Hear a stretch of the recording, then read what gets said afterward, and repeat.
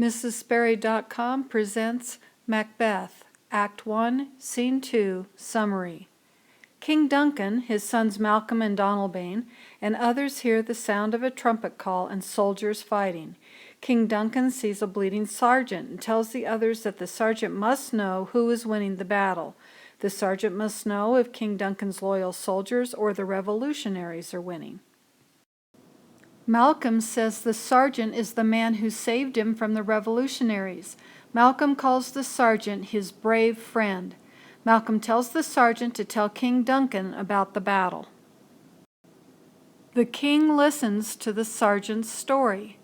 The sergeant says that the revolutionaries and the king's soldiers were like two tired swimmers holding on to each other, unable to do anything.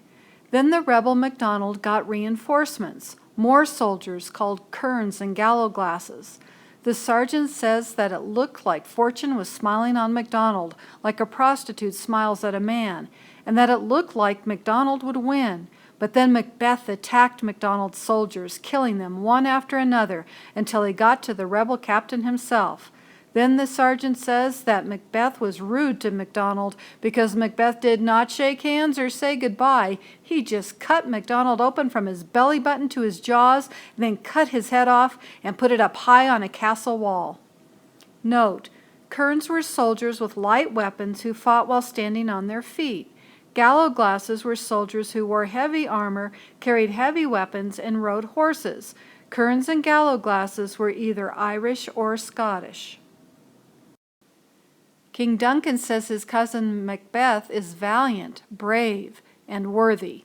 The sergeant says that Macbeth and his soldiers thought they now could win because Macdonald was dead and the Irish soldiers were running away. Then, just like when the spring comes and it seems the sun will shine, but instead stormy weather comes, the Norwegian king with new soldiers and new weapons attacked. King Duncan asked if Macbeth and Banquo were completely upset and worried when the new attack began. Note: Macbeth and Duncan are cousins because King Malcolm had been their grandfather. Duncan's elder son is also named Malcolm. The sergeant jokes and says that Macbeth and Banquo were as afraid of the Norwegians as hawks are of sparrows and lions are of hares, big rabbits. Then the sergeant says that truthfully, Macbeth and Banquo fought as if their cannons had twice as much gunpowder as normal. The sergeant says they fought like they wanted to take a bath in their enemy's blood, or make the battlefield as famous as Golgotha, the place where Jesus was killed. The sergeant says he feels faint and he needs his wounds to be fixed by a doctor. King Duncan says the sergeant's words and wounds are honorable, and he sends the sergeant away. King Duncan sees two men coming up to him, and he asks his son Malcolm who the two men are. Malcolm says the first man is the Thane of Ross, a Scottish nobleman and leader of a group of families. Lennox says that Ross's eyes look like he has a strange story to tell. Note: the other man is Angus, another Scottish nobleman.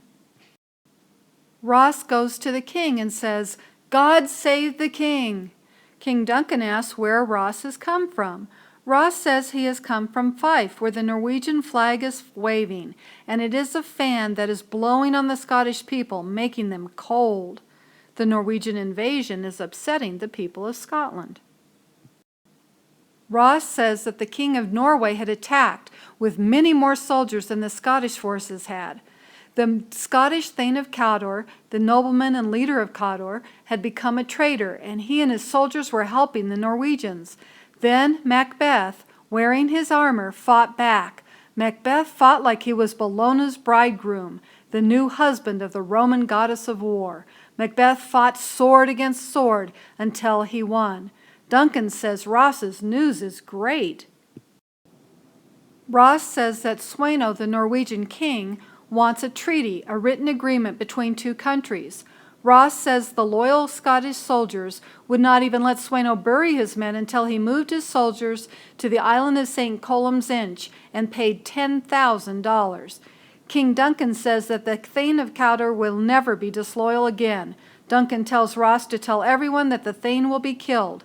Duncan says Ross should then go and tell Macbeth that he is now the new Thane of Cawdor. Ross says he will go and do as King Duncan says.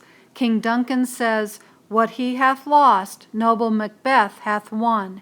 Now everything the Thane of Cawdor possessed belongs to Macbeth."